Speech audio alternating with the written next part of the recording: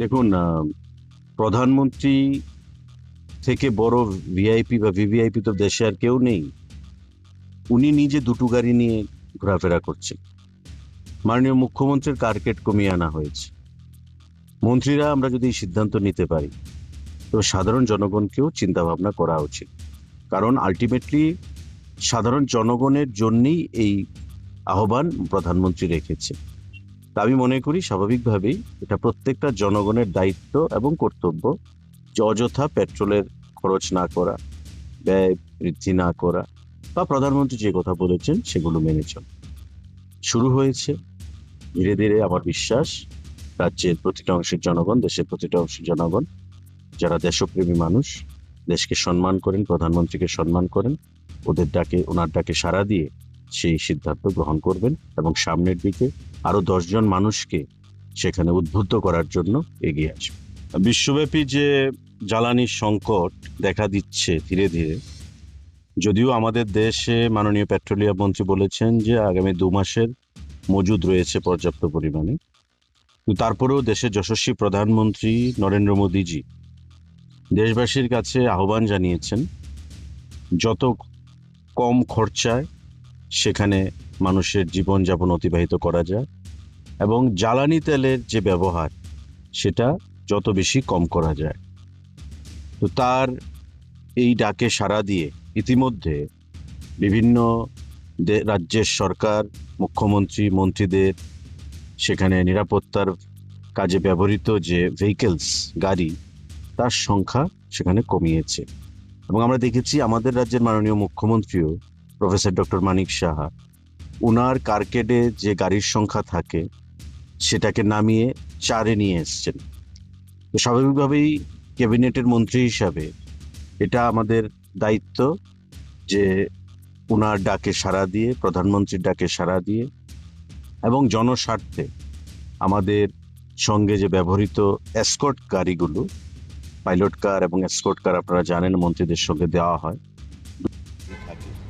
আর অফিসে ব্যবহারের জন্য আমাদেরকে যেটাকে ভিআইপি কার বলা হয় সেটাকে দেওয়া হয়েছে।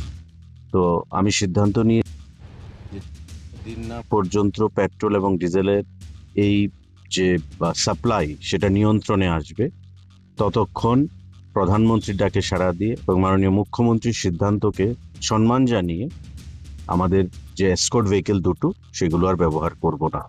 এবং তাতে যে জ্বালানি ব্যবহৃত হয় প্রতিদিন, একটা বিশাল অঙ্ক বেরিয়ে যায়। তো গভর্নমেন্টের বা সরকারের সাশ্রয় হবে জ্বালানি তেলের ক্ষেত্রে।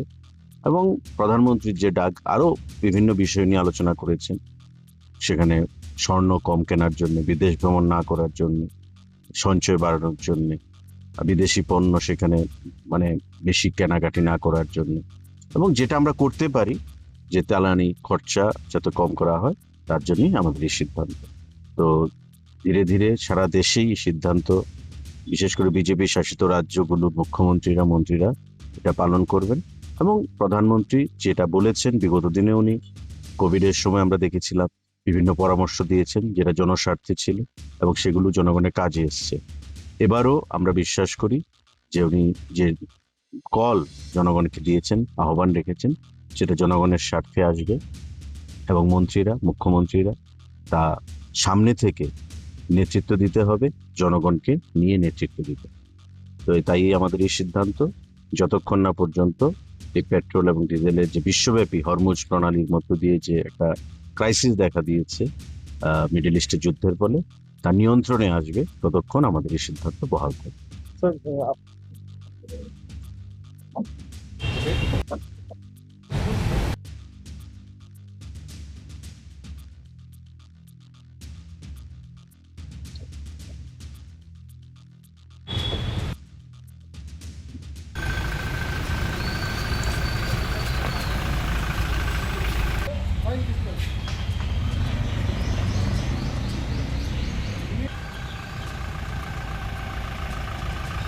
Sila ay ko da.